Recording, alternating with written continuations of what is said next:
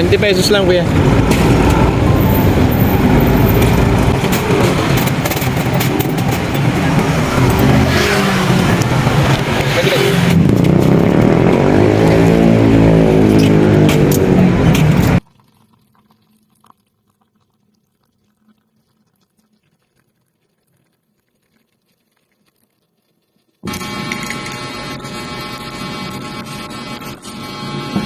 Kahit mainit ang panahon, coffee is life.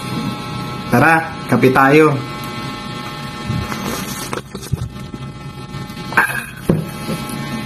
Pandesal. Tara, kain tayo.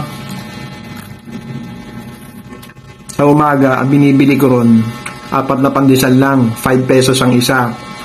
Malunggay, pandesal malunggay with cheese. 5 pesos lang, mainit pa. Sa umaga, 2 piraso pandesal lang ang kinakain ko. Tapos sa hapon naman, yung dalawa ulit. Kaya, 2 hot pandesal sa umaga at 1 kape, sapat na sa akin yun. Busog na ako nun. Sa umaga, madaming bumibili doon. Pila nga minsan doon eh. Tapos nakamotor pa ako, hindi ko maiwan yung motor. Kaya nahihirapan akong bumili. Sumisenyas na lang ako doon sa nagtitinda doon para makabili ako.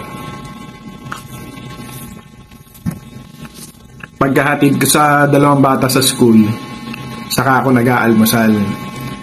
Yan, tapos dadaanan ko yung rolling bakery na yun.